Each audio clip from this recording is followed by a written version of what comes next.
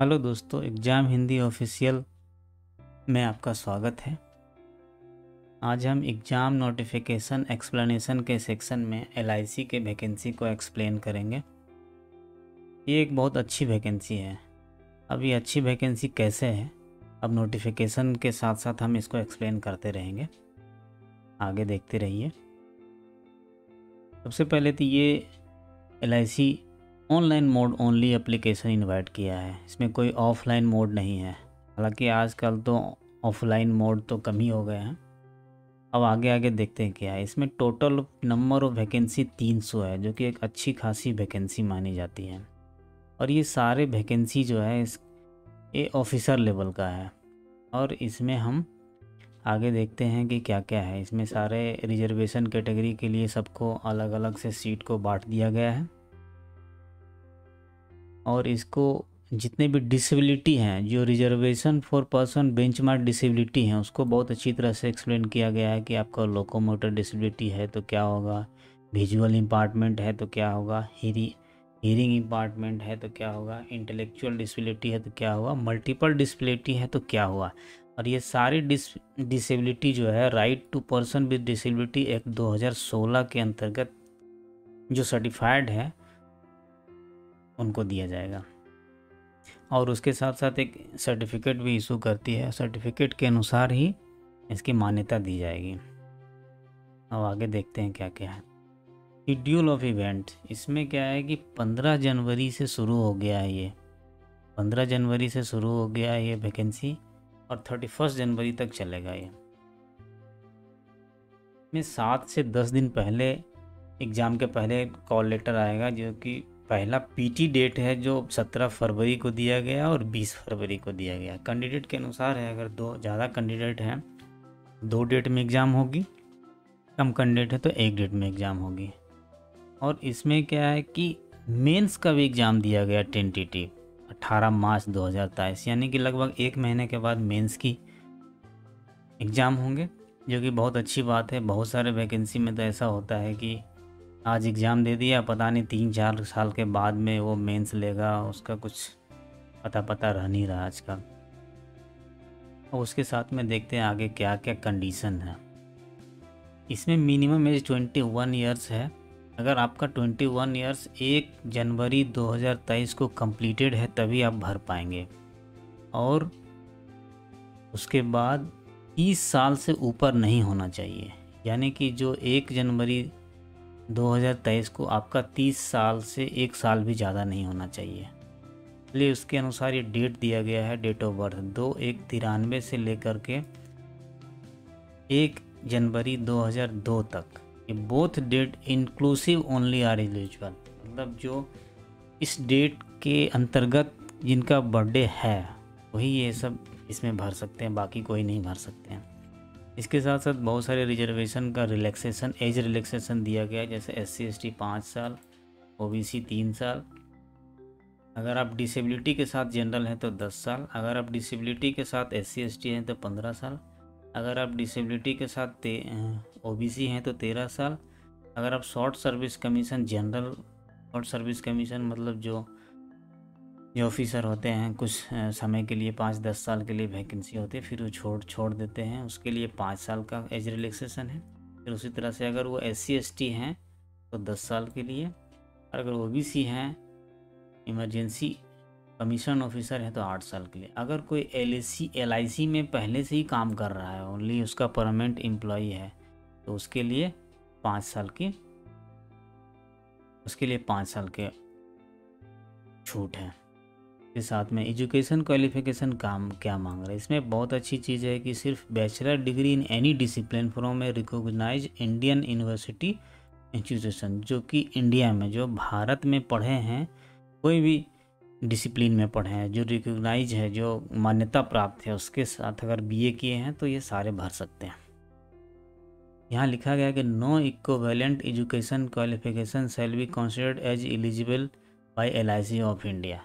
अगर कोई equivalent BA के इक्विवेलेंट बहुत सारी डिग्रियां होती हैं, उसको अलग से हम डिटेल कर में बता सकते हैं, तो वो सब इक्विवेलेंट का नहीं लेंगे। और इसमें एक बहुत इम्पोर्टेंट चीज़ देखने वाली बात है कि जिसका रिजल्ट 1 जनवरी 2023 को या उसके पहले अगर पब्लिश हुआ है तो वही लोग इसमें भर सकते हैं, क्योंकि जब इंटरव्यू के समय में आएगा तो आपसे बोर्ड मांगेगा रिजल्ट का डेट, कि आपका डेट रिजल्ट का है 1 जनवरी 2023 या उसके पहले है या नहीं है। फिर इसके साथ में बेनिफिट क्या क्या है, इसमें बहुत अच्छे बेनिफिट हैं। इसका बेसिक पे 53,600 से शुरुआत हो रही है, जो कि एक बहुत अच्छी बात है। ऑफिसर लेवल की वैकेंसी है और इसका बेसिक पे बहुत ही अच्छा है। के साथ साथ में और क्या क्या अच्छा है देखते हैं। ये 56,000 से लेकर 53,600 से लेकर के 1,02,090 रुपये तक ये जा सकता है इसका पे स्केल। और उसके साथ साथ में अगर आप क्लास ए सिटी में अगर हैं, मान लो दिल्ली, कलकत्ता, मुंबई, चेन्नई में अगर आप पहली जॉब कर रहे हैं, तो उसमें सबसे पहले जो शुरुआती पेमेंट आएगी वो HRA बाकी सब अलाउंसेस मिला करके, जैसे HRA हो गया, सिटी कंपल्सरी मिला करके 92,870 के ऊपर हो जाएगा। ये एक क्लास सिटी की बात है। अगर कोई बी क्लास सिटी में है, बहुत सारा सिटी का क्लासिफिकेशन है, तो अगर दूसरे सिटी में अगर लोअर में रहते हैं, पटना में रहते हैं, तो आपको ये जेड क्लास सिटी है तो उसमें आपका पैसे थोड़े बहुत कम हो सकते। इसके साथ साथ में क्या क्या है देखिए, डिफाइंड कंट्रीब्यूटिव पेंशन, जिसको NPS बोलते हैं। NPS आजकल चलता है, जो कुछ कंट्रीब्यूटरी आप करते हैं और कुछ गवर्नमेंट के द्वारा किया जाता है। फिर उसके साथ साथ बहुत अच्छे अच्छे प्रोविज़न है जो कि बहुत सारे सेंट्रल गवर्नमेंट के गवर्नमेंट जॉब में दिया जाता है। जैसे ग्रेजुएटी है, LTC लीव ट्रैवल कंसेशन है, इसमें आप कहीं भी साल भर में एक बार घूमिए और उसके बदले आपको पैसा मिलेगा। कैश मेडिकल बेनिफिट है, अगर कोई बीमारी हुई है आपको, अगर आप दिखाते हैं तो उसके बदले क्लेम करने के बाद पैसा मिल जाएगा।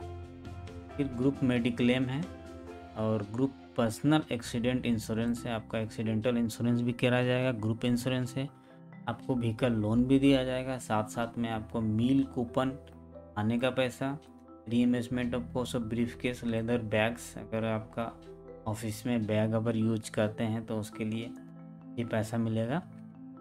यहाँ तक कि आपको मोबाइल हैंडसेट खरीदने के लिए भी पैसा मिल रहा है।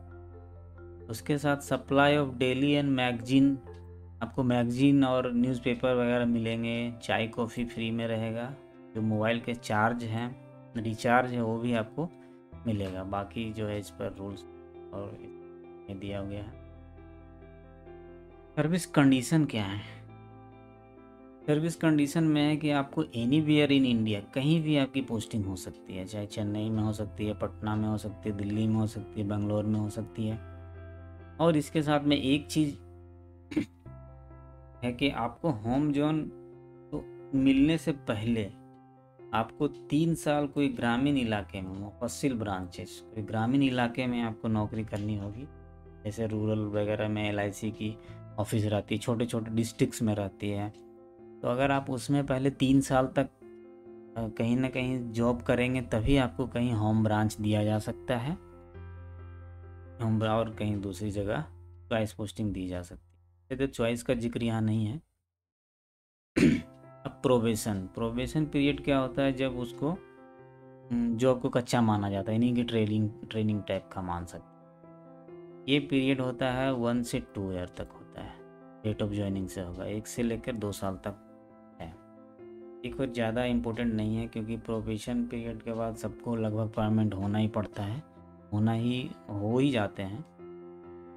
फिर गारंटी बॉन्ड क्या है? अगर ये बोल रहे हैं कि अगर कोई ज्वाइन कर लिया है भुवनेश्वर और वो कोई छोड़ना चाहता है 4 साल के पहले, यानी कि 4 साल के लिए आपको बॉन्ड बनाया जाएगा। अगर आप 4 साल से पहले छोड़ते हैं तो आपको अच्छा खासा अमाउंट पे करने पड़ेगी, जैसे 5 लाख रुपए पे करनी पड़ेगी प्लस GST पे करना पड़ेगा। तो कौन छोड़ेगा जॉब? जो भी ऑफिसर लेवल का जॉब, जितने इतने सारे बेनिफिट मिल रहे हैं तो कोई छोड़ता नहीं है वैसे। फिर एप्लीकेशन फ़ीस क्या है? इसमें दिया है कि SC ST और PWD कैंडिडेट जो डिसेबल हैं उनके लिए 85 रुपया प्लस जो ट्रांजैक्शन चार्ज 2 4 5 रुपये होता है वो है। और बाकी ऑल जनरल कैंडिडेट के लिए 700 रुपये प्लस जो ट्रांजैक्शन चार्ज हो गया प्लस GST हो गया, क्योंकि लगभग आपको 750 पौने 800 के लगभग पड़ जाएगा। अब सिलेक्शन प्रोसीजर क्या है इसके लिए कि बहुत अच्छा एग्ज़ाम का पैटर्न मुझे बहुत अच्छा लगा। इसमें 3 टायर प्रोसेस है, PT है, मेंस है, इंटरव्यू है। इसमें अच्छी बातें क्या क्या है, देखिए इसमें अच्छी बातें हैं कि आपको ऑब्जेक्टिव टाइप क्वेश्चन ऑनलाइन होगा, कंप्यूटर बेस्ड होगा, और ये सब अभी तो इसमें कंप्यूटर का जिक्र नहीं है, लेकिन मुझे लगता है कंप्यूटर बेस्ड भी हो सकता है। तो इसमें 3 पार्ट रहेंगे, 3 सेक्शंस रहेंगे। इसमें बहुत अच्छी बात है कि एक रीजनिंग एबिलिटी रहेगा, 35 क्वेश्चन ईच 35, मतलब एक क्वेश्चन का 1 मार्क्स का रहेगा और 20 मिनट में इसको बनाने। सेम टाइप का क्वांटिटिव है तो क्वांट भी लोग शॉर्टकट में बोलते हैं, 35 नंबर का रहेगा और 35 मार्क्स का है। ये इसके लिए भी 20 नंबर मिलेंगे। और मिनिमम क्वालिफाइंग मार्क्स सबके लिए थोड़ा सा अलग है, SC/ST के लिए 16 है, बाकी सबके लिए 18 है, और सेम इसी तरह का। और थर्ड पेपर एक और है इंग्लिश लैंग्वेज। इंग्लिश लैंग्वेज जो है special emphasis on grammar, vocabulary and comprehension पर दिया गया, और इसमें 30 क्वेश्चंस रहेंगे और मैक्सिमम मार्क्स 30, यानी कि 1 नंबर के रहेंगे, और इसमें भी 20 मिनट दिया जाएगा। टोटल मिला के 100 क्वेश्चन रहेंगे, उसमें 35 नंबर के रहेंगे। मैक्सिमम मार्क लेकिन 100 है, यहाँ पर ध्यान दीजिए। 100 क्वेश्चन है और 70 मार्क्स, मतलब 100 क्वेश्चन में कहीं ना कहीं 30 नंबर का जो है English language test will be qualifying nature. ये बहुत अच्छी बात है। जो हिंदी मीडियम के हैं पढ़ने वाले हैं उनके लिए कभी कभी इंग्लिश का दिक्कत हो जाता है, तो इसके लिए कि हिंदी मीडियम के लिए भी बहुत अच्छा अपॉर्चुनिटी है कि आपको इंग्लिश लैंग्वेज जो एग्ज़ाम होगा 30 नंबर की, वो सिर्फ पास मार्क्स होगा, तो वैकेंसी के मेरिट लिस्ट में काउंट नहीं किया जाएगा रैंकिंग के लिए। ये बहुत अच्छी चीज़ मीडियम की, यानी कि आपको रीजनिंग और क्वांट यही दो के ऊपर मेरिट बनेगी, जो कि आपको 40 मिनट है और 70 क्वेश्चन करने पड़ेंगे। थोड़ा सा इसमें प्रैक्टिस की ज़रूरत पड़ेगी। ये बोथ मीडियम ऑफ एग्ज़ाम जो है इतनी अच्छी है कि हिंदी इंग्लिश दोनों में। इसमें एक और वैकेंसी का PT पास करने का बहुत अच्छा चांस है, क्योंकि candidate equal to 20 times of number of vacancy, यानी कि ईच कैटेगरी, यानी जितने कैटेगरी वाले हैं, या फिर टोटल वैकेंसी यानी 300 वैकेंसी है तो इंटू 2 यानी कि 6000 रिजल्ट ये PT में देगा, 6000 रिजल्ट तक देगा। ये बहुत अच्छी बात है। फिर उसके बाद मेंस एग्जामिनेशन में भी बहुत अच्छी तरह से सिलेबस को डिफाइन किया गया है, और उसमें हम देखते हैं क्या क्या है। 300 मार्क्स का रहेगा and descriptive test for 25 marks, descriptive test for 20 marks. मतलब ओवरऑल ये मेंस एग्जामिनेशन जो है ओनली ऑब्जेक्टिव बेस्ड ही रहेगा। इसमें बस डिस्क्रिप्टिव 25 मार्क्स का रहेगा, जो ओनली मिनिमम पास मार्क्स है, वो भी एक ज़्यादा कोई प्रॉब्लम वाली बात नहीं है। आगे हम देखते हैं क्या है। बहुत ऑब्जेक्टिव ही रहेगा डिस्क्रिप्टिव। इसमें एक थोड़ा सा प्रॉब्लम हो सकता है कि candidate will have to answer descriptive test by typing on the computer. इसमें आपको टाइपिंग का थोड़ा सीखना पड़ सकता है कि इसमें जो है कंप्यूटर पर टाइपिंग चाहिए, यानी कि ज़्यादा प्रॉब्लम तो नहीं होती है, क्योंकि अगर आप टाइपिंग कर रहे हैं थोड़ा बहुत, कहीं कंप्यूटर पे काम कर रहे हैं तो उसके लिए अच्छा है। अगर नहीं काम कर रहे हैं तो थोड़ा बहुत प्रैक्टिस करने से ये हो जाएगा। इसमें एक ही चीज़ है कि अगर आप इंग्लिश मीडियम रखते हैं, वैसे इंग्लिश का ही है तो दिक्कत नहीं है, क्योंकि जो भी लेटर राइटिंग होगा यहाँ इंग्लिश लैंग्वेज वो इंग्लिश में होगा, दिक्कत नहीं है। अगर हिंदी में रह जाता टाइपिंग या निबंध लेखन तो आपको दिक्कत होता है, लेकिन इंग्लिश में टाइपिंग का उतना ज़्यादा प्रॉब्लम नहीं होगा। बस आपको थोड़ा सा पहले से जानकारी रखनी है और थोड़ा देख लेना है प्रैक्टिस करके। अब देखिए क्या है। हाँ, रीजनिंग एबिलिटी है, 30 नंबर का क्वेश्चन है, नंबर ऑफ क्वेश्चन 30 रहेंगे और मैक्सिमम मार्क्स रहेंगे 90, यानी कि एक क्वेश्चन 3 नंबर का रहेगा। इसके लिए 40 मिनट्स रहेंगे, यानी कि डबल। पहले 20 मिनट दे रखे थे 1 नंबर वाले में, अभी क्या है 3 मार्क्स के एक क्वेश्चन है तो इसके लिए 40 मिनट। फिर जनरल नॉलेज का यहाँ पर ऐड हो गया, एक सेक्शन यहाँ ऐड हो गया 30 नंबर का, इसके लिए 20 मिनट मिलेंगे। फिर DI यहाँ पर रहेगा, डाटा एनालिटिक्स एंड इंटरप्रिटेशन। ये कुछ नहीं होता, ये आसानी होता है, ओनली परसेंटेज एवरेज अगर थोड़ा बहुत भी जानकारी है तो आपको बन सकता है। ये ज़्यादा कोई बहुत बड़ी पार्ट इसमें नहीं रहेगा, इसमें है कि बस डाटा बेस्ड आपको थोड़ा प्रैक्टिस की इसमें ज़रूरत पड़ती है DI में। ये बोथ मीडियम में है, 40 मिनट का इसमें मिलेगा। फिर ये चौथा सेक्शन जो है insurance and financial market awareness, इस पे आप देख के हड़बड़ाइएगा नहीं, क्योंकि insurance and financial market awareness जो है ये ज़्यादा डीप नहीं पूछेगा। क्यों नहीं पूछेगा? क्योंकि इसका रीज़न है कि उसने कम एलिजिबिलिटी जो मांगी है वो ओनली BA मांगा है या फिर जनरल सब्जेक्ट भी है, BA है, ग्रेजुएशन है, तो इसमें स्पेशलिटी नहीं मांगी गई। यानी कि अगर आप कॉमर्स मांग लेता तो इसमें फाइनेंशियल मार्केट के बारे में ज़्यादा डीपली पूछ लेता, क्योंकि इसलिए जनरल एलिजिबिलिटी मांगा है, इसलिए ये जो एग्ज़ाम का पेपर रहेगा वो आसान ही रहेगा और लो लेवल बेसिक लेवल का रहेगा, इसमें ज़्यादा डीपली नहीं रहेगा। क्योंकि ओवरऑल जो ये बहाली कर रहा है, वैकेंसी कर रहा है, वो असिस्टेंट एडमिनिस्ट्रेटिव ऑफिसर को कर रहा है, यानी कि जो प्रशासन का कार्यभार संभालेंगे, जो प्रशासन देखेंगे, उसके वो अकाउंटिंग नहीं देखेंगे या फाइनेंशियल मार्केटिंग भी नहीं देखेंगे, उसके लिए अलग से स्टाफ रहेंगे। इनको जो फाइनेंशियल संभालते हैं उसके ऊपर काम करना पड़ेगा, इसीलिए इसका ज़्यादा डीप नहीं जाएंगे, इसलिए आप आराम से इसको टैकल कर सकते हैं। अब उसके साथ साथ इंग्लिश लैंग्वेज इतना आसान है कि इसमें सिर्फ पास मार्क्स करना है, क्वालिफाइंग नेचर है, ये भी एक अच्छी बात है। हिंदी मीडियम के लिए तो और अच्छी बात है कि इसमें सिर्फ क्वालिफाइंग नेचर है, इसके मार्क्स काउंटेड नहीं होंगे रैंकिंग के लिए, ये डिस्क्रिप्टिव टेस्ट रहेगा। अब ये तो है कि LIC रिजर्व रखता है कि किसी भी तरह का स्ट्रक्चर को चेंज कर दे, जो सिलेबस है उसको चेंज कर दे, इसको आप क्लेम नहीं कर पाएंगे कि ऐसे क्यों कर दिया आपने। खैर ऐसे कोई करता नहीं है जल्दी, बहुत रेयर कंडीशन है कि किसमें कोई इस टाइप के कंडीशन को चेंज किया गया है। कॉल लेटर जो है आपको LIC इंडिया के वेबसाइट पर ही मिलेगा, कैरियर के अंदर मिलेगा। और कैंडिडेट को क्या करना है, इसके हर एक सेक्शन को separately, candidate must pass in each section separately and should also obtain minimum marks in A grade. इसमें यह है कि हर एक सेक्शन में आपको जो मिनिमम मार्क्स है, जैसे कि ये 90 मार्क्स का रीजनिंग है, आपको 40 लाना है। ये अगर आप अदर कैटेगरी के हैं 45, SC/ST है 40, यानी कि जो ये मार्क्स है मैक्सिमम मार्क्स है और ये क्वालिफाइंग मिनिमम मार्क्स है। आपको हर एक में मिनिमम मार्क्स क्वालिफाई करना पड़ेगा ही। ऐसा नहीं है कि अगर आप 90 के यहाँ 90 पूरा ले आते हैं और DI में आप फेल हो जाते हैं, डाटा एनालिसिस एंड इंटरप्रिटेशन में आप फेल हो जाते हैं, तो आपका रिजल्ट पब्लिश नहीं होगा। इसलिए हर एक सेक्शन में नंबर लाना ज़रूरी है, हर एक सेक्शन को पास करना ज़रूरी है, मिनिमम पास। भले आप एक में ज़्यादा नंबर ले आए, लेकिन दूसरे में आपको मिनिमम पास होना ज़रूरी है। ये आप लिख के रख लीजिएगा कहीं पेपर पर, सिलेबस को तो लिखने के बाद ही तैयारी हो पाएगी। उसके साथ साथ आगे देखते हैं क्या है। Minimum marks to be obtain in each section and cut off mark of each section and the aggregate shall be decide by the LAC।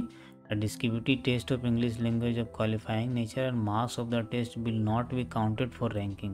यहाँ पर यही बताया गया है जो अभी मैंने बताया कि मिनिमम मार्क्स सब में लाना है, जो कि सब में कट ऑफ मार्क्स लाना है, और जो मेरिट लिस्ट बनेगी, कट ऑफ मार्क्स बनेगा, वो LIC डिसाइड करेगा कि जितने नंबर ऑफ वैकेंसी के अनुसार कट ऑफ मार्क्स रखेंगे, नंबर ऑफ कैंडिडेट कितने उसको लेने हैं। जैसे PT में उसको कम से कम 6000 कैंडिडेट लेने हैं, तो उसके अनुसार ही उतना कट ऑफ रखेगा ताकि 6000 कैंडिडेट उसको आ जाए।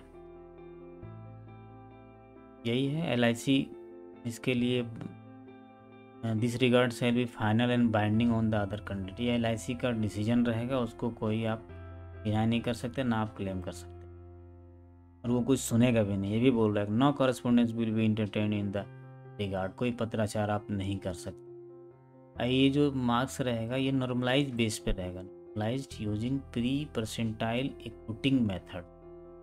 ये एक टर्म है, normalize using equipment pre percentile. उसके लिए कोई दिक्कत नहीं है, आप कैंडिडेट पास कीजिए, पढ़ाई कीजिए, इससे ध्यान मत दीजिए कि कैसे वो पास करता है। ठीक है, जितना होगा उससे हम 10 नंबर या 1 नंबर 2 नंबर ज़्यादा ही करके रखेंगे।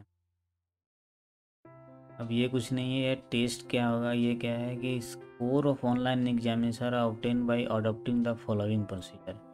नंबर ऑफ क्वेश्चन कितने हैं, कितने सही किए हैं, ये सब तो नॉर्मल चीज़ें हैं, कितना स्कोर उसका आ रहा है। अब यहाँ पर एक ध्यान देने वाली बात है कि यहाँ पर जो बोल रहा है ये ऑनलाइन एग्जामिनेशन बोल रहा है, तो मे भी ये कंप्यूटर बेस्ड भी हो सकता है।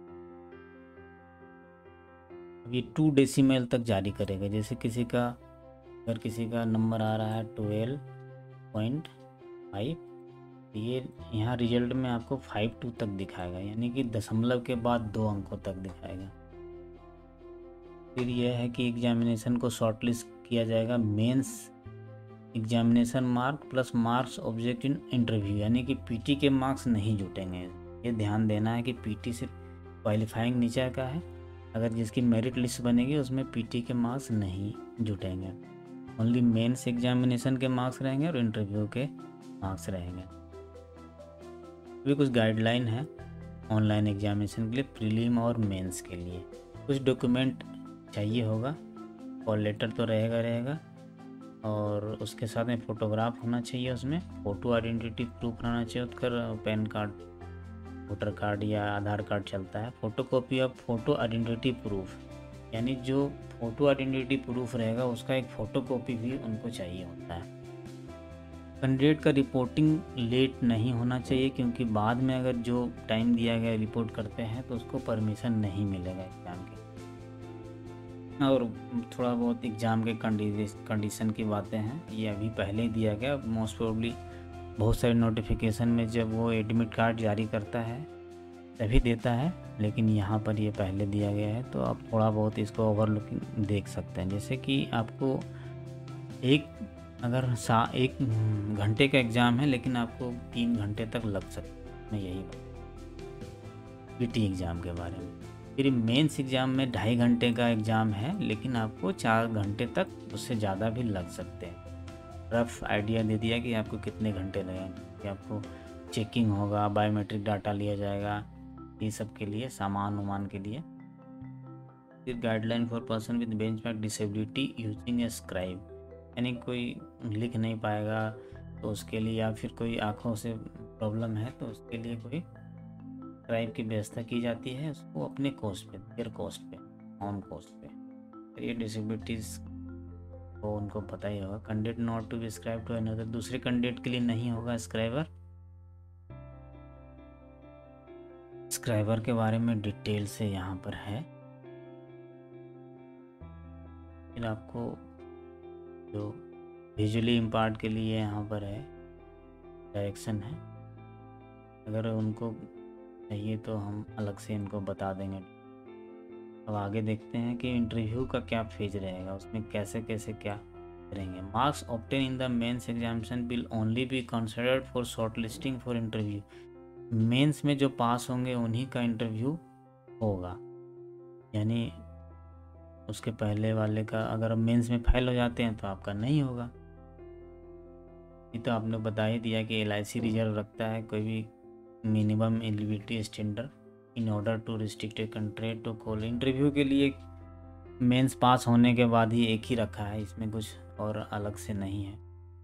यह है कि maximum interview marks are 60 and qualifying marks for EWS reserve are 30, यानी कि जो क्वालिफाइंग मार्क्स रखा है यहाँ वो रखा है 60 रखा है जनरल वाला, और EWS अनरिजर्व OBC के लिए 30 रखा है। कि मिनिमम पर तो ध्यान मत ही दीजिए, क्योंकि मिनिमम में तो कोई बहुत ही रेयर कंडीशन वाले मेरिट में पास जाते हैं, वैकेंसी उसको सेलेक्ट हो पाएंगे, क्योंकि मिनिमम का मतलब मिनिमम सिर्फ पास होना होता है ताकि आपका रिजल्ट निकल सकता है, उसका मार्क्स दिखा जाएगा, क्योंकि अगर आप मिनिमम से कम लाएंगे तो फेल हो जाएंगे।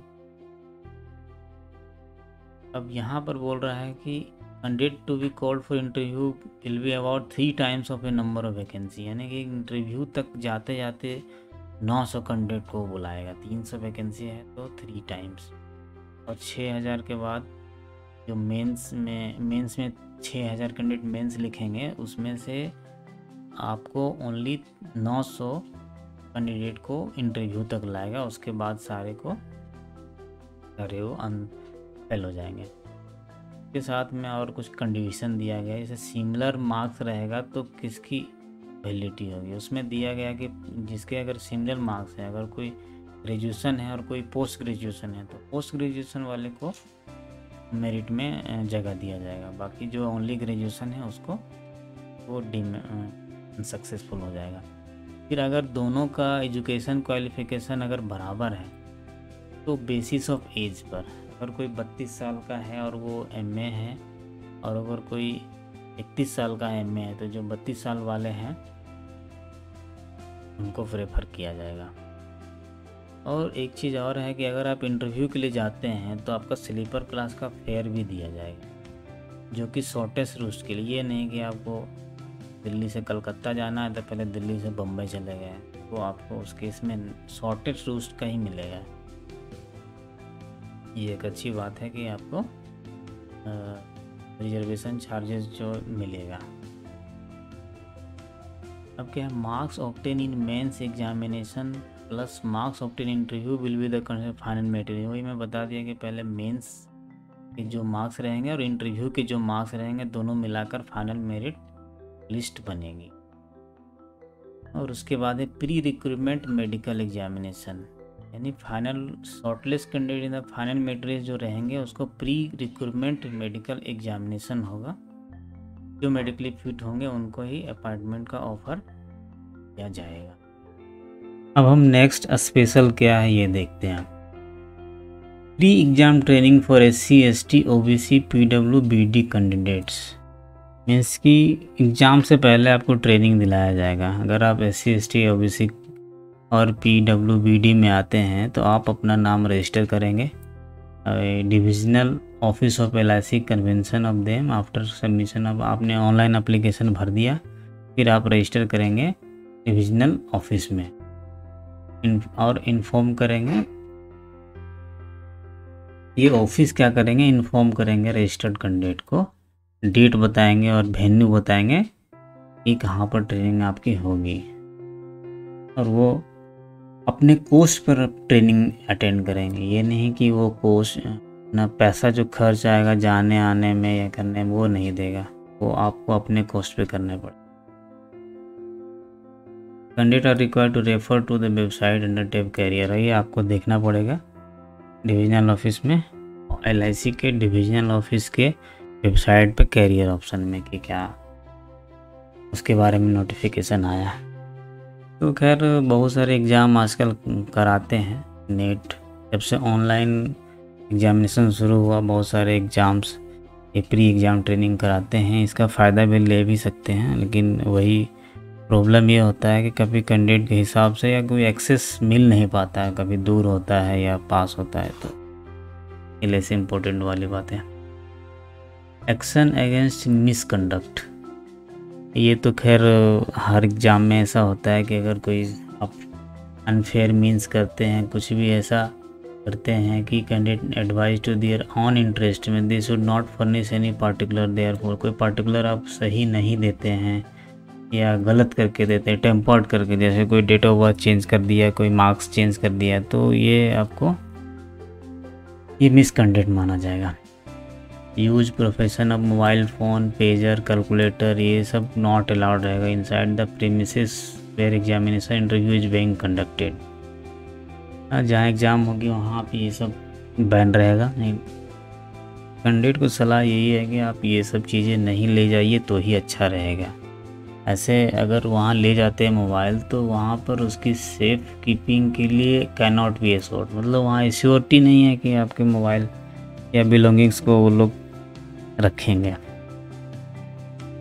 यहाँ नेक्स्ट है कि at any stage of requirement if a candidate is or has been found guilty of, अगर आप कहीं पे भी इस इन सब दिए गए मानों में, जैसे कि अनफेयर में आप कहीं अनफेयर मीन्स कर रहे हैं ड्यूरिंग द एग्जामिनेशन और इंटरव्यू, मतलब कहीं चोरी कर रहे हैं, किसी से देख रहे हैं, किसी से पूछताछ कर रहे हैं, या इम्पर्सनेटिंग और procuring impersonation by any person, misbehaving कर रहे हैं। तो इरेगुलर मीन्स का कोई भी काम है जो भी एग्ज़ाम में प्रोहिबिटेड होता है वो अगर आप करते हैं, किसी से सपोर्ट मांगते हैं, तो आपको कैंडिडेचर को गिल्टी माना जाएगा और उसके खिलाफ एक्शन लिया जाएगा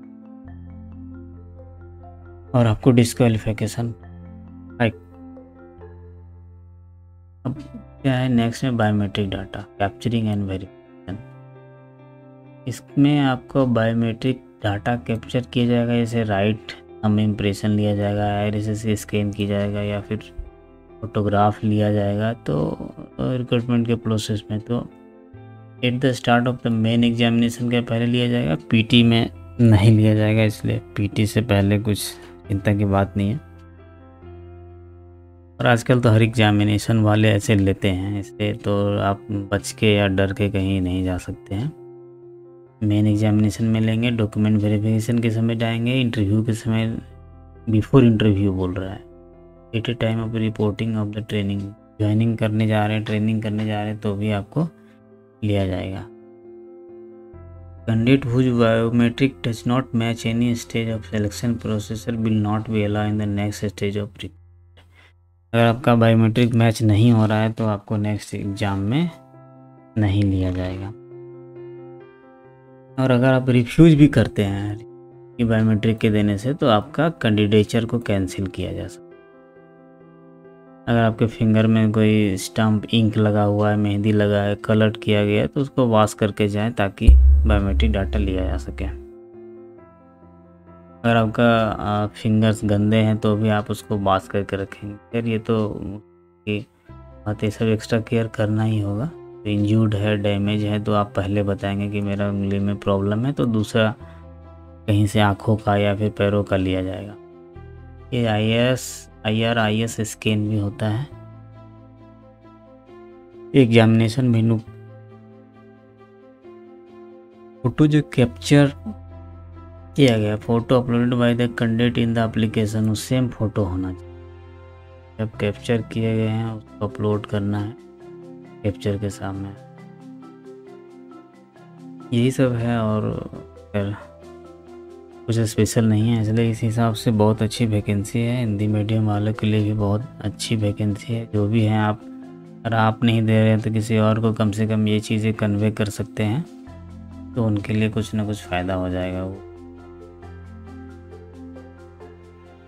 धन्यवाद, थैंक्स फॉर वॉचिंग। ऐसे ही हम नोटिफिकेशन एक्सप्लेनेशन का वीडियो लाते रहेंगे।